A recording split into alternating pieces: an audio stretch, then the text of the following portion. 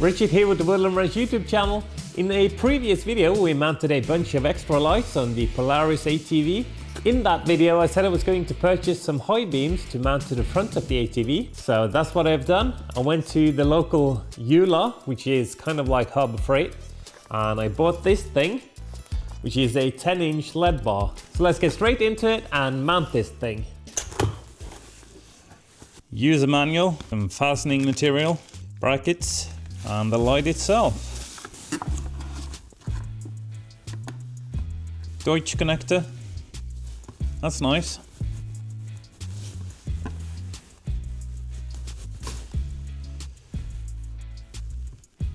And it's got some protective film on here. We'll leave that on for now.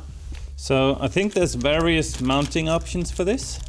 You can put brackets on the sides to mount it that way, or you can have brackets sort of underneath it mounted like that. We're probably going to be using these, I think. Alright, so first of all, let's get it mounted and then we'll do the wiring afterwards. Let's start off by getting the ATV into the workshop.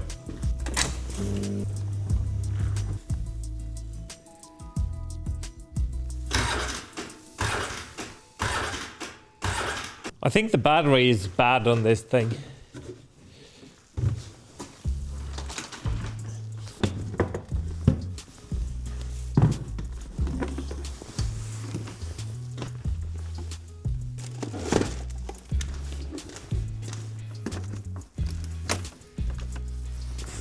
So there's a thing with this battery. When I hook the charger to it, it says that it's full, but it's definitely not, because I can be cranking it for like 10 minutes.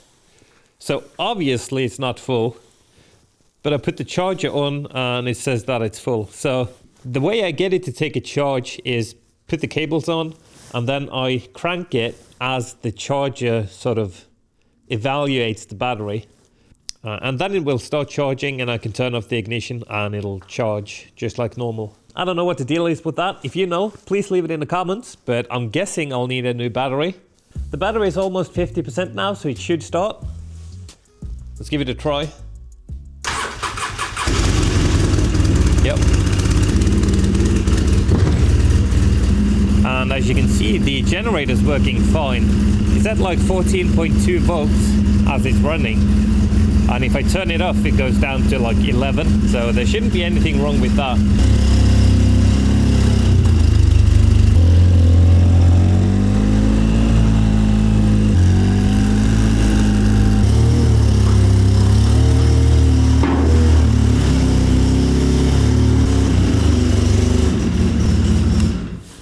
Let's get some heat going in here.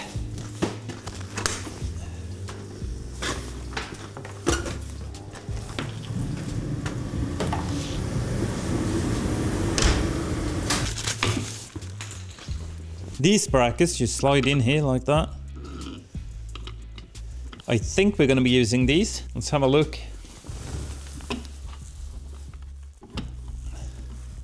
I kind of want to mount it like right here. I think that would be pretty nice. That's why I bought the shorter model, so that it would fit in here. I'm gonna have to figure something out. As you can see, the mounting feet here, they don't reach this plastic. Alright, so I put the other brackets on here, sort of the opposite way of how they're intended to be mounted. But check this out. That would be perfect right there. I could put one bolt in each side. And I have plenty of adjustability up and down. I think that's the way right there. I think that's perfect. Let me show you the bracket here. Now, I'm pretty sure you're supposed to mount that hole in here, and then you have the adjustability when you mount it. But having them this way is perfect right here. So, yeah. That's what we're going to do right there. And we should probably take this off. It's going to be a lot easier to access the nut behind here.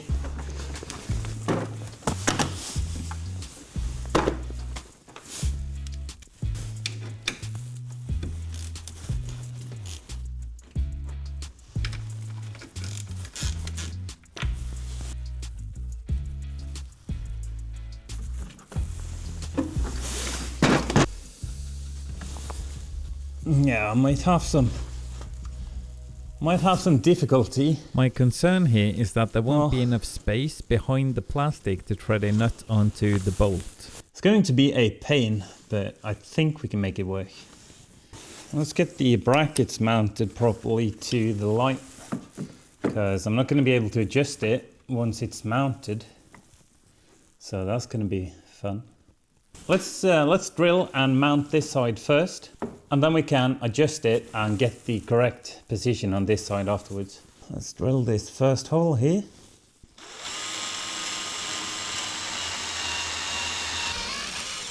Yeah, and this is not going to work out. And my concern was valid. There is not enough space. Well, plan B then. I recently bought these hot melt thread inserts from China that I've never tried before. So this is a perfect opportunity to do so. So these are like thread inserts for plastic. And you'll put them on a soldering iron. And then you just sort of melt them into the plastic. There's a bunch of like plastic support stuff inside of this piece. So I'm not going to be able to get a nut behind this. I could use rivets, but I don't have any that big. And I've never tried these before. So, I mean, we can give it a shot and see. I don't know how strong they are. Let me put this into here. Let's see. It doesn't work just straight out of the box, or what's up? Well, there's a Chinese instruction manual, and I don't know how you're supposed to turn it on. Oh, there we go. 280, 290, 305. Oh, it's smoking.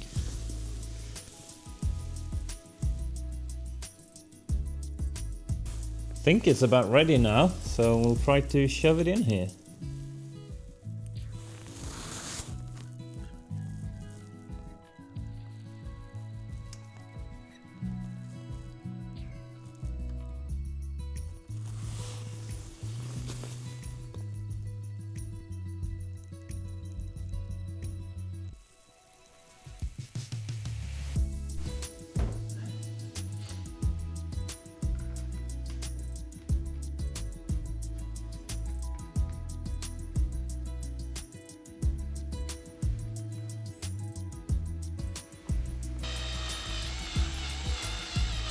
I'll leave a link to this tool in the video description if it's something you want to check out.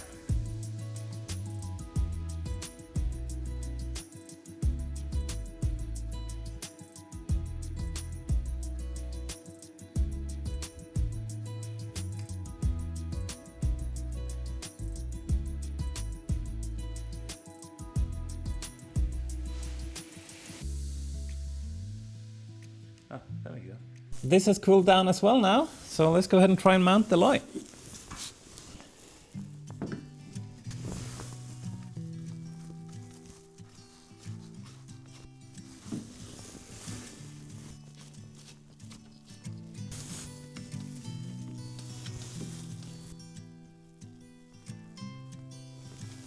I mean, this feels pretty good.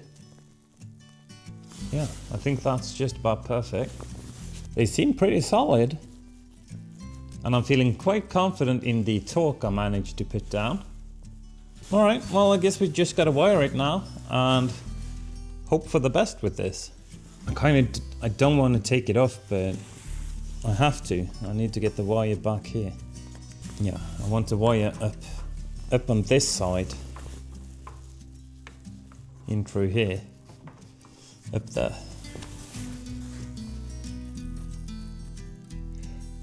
I'll probably change these bolts eventually, but right now that's what I have that fits.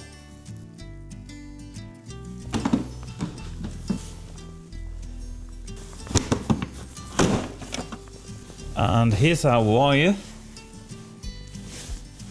We'll probably end up putting it like right here, just like with the other light. The connector's down in there. But now we got to wire this up to the high beam switch. And we do have a Wago connector in here that we wired up last time. If you haven't seen the video where we wired up the other lights, I'll leave a link right up there. Alright, got my multimeter here, and we're gonna see if we can find the wire for the high beams.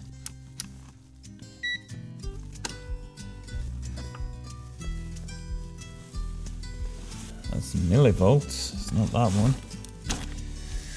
What does it say? 0.5? That's 8. Oh, I think we found it. So there's a little bit of voltage there all the time, it seems like. 0.5. I don't think that's enough to trigger the relay. I hope not. So yeah, we're going to be using that. How do we wire this? I wish I had one of those the thingies that you just clamp on the wire. I kind of regret taping this up in the last video. We can do it on this side. Let's do that. Right there. Right, but we need a relay. Yeah, I want to put the relay on this side, because we put the other relay for the other lights on that side. Let's just remove the speedo healer. We don't need that.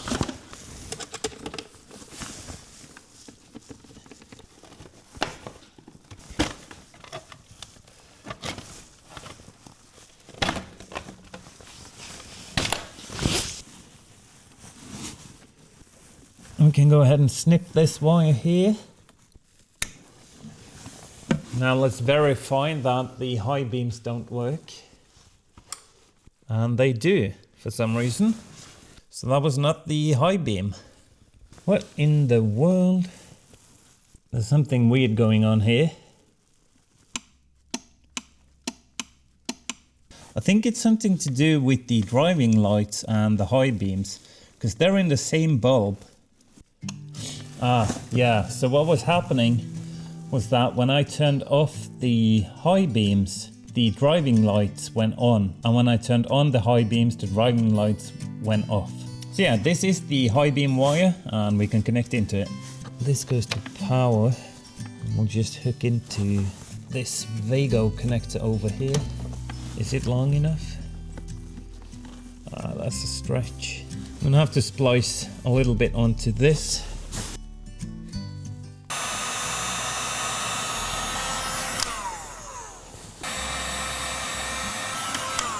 Alright, we'll let that cool down. We can wire up this in the meantime.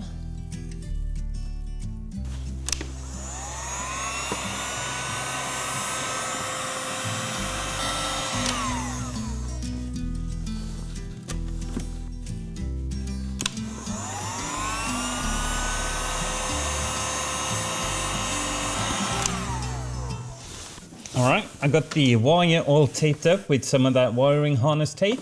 I'll leave a link in the description for that. It's very nice. Heat resistant and abrasion resistant. I'll feed my wires through here.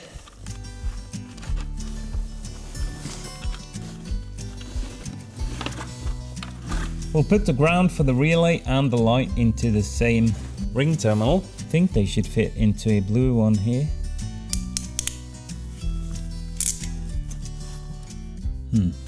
Okay, maybe not. We'll just do one on each then. What?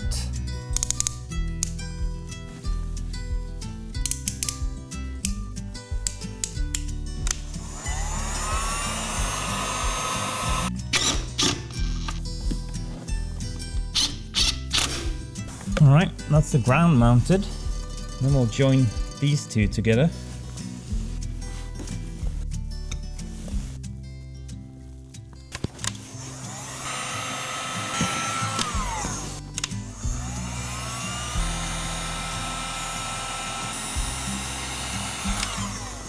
And then we'll put power to the relay. The light should work now, actually. Let's see. Oh, it does.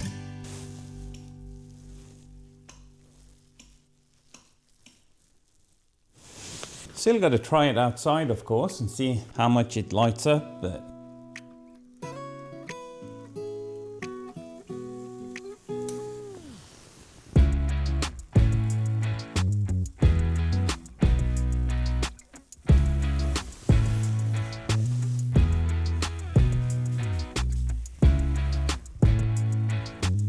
well, I'm not going to button up this just yet because I have another video I'm going to do, and that is installing some new hand warmers. So that's going to be the next video probably. But obviously I think we're going to have to do a test of the light outside right now because it's dark out, so it's a perfect opportunity. So let's go ahead and do that.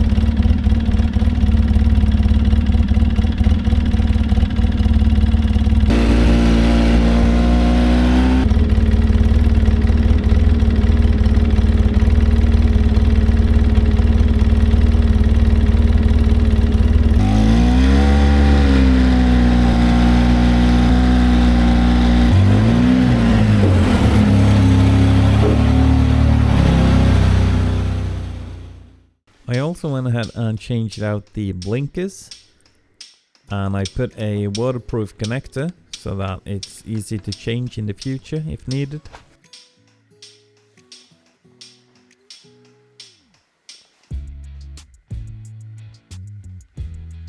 It'll be interesting to see how these hot melt threaded inserts hold up over time, but so far I'm quite impressed. When torquing down the bolts, they felt rock solid with no signs of loosening, so I'm hopeful.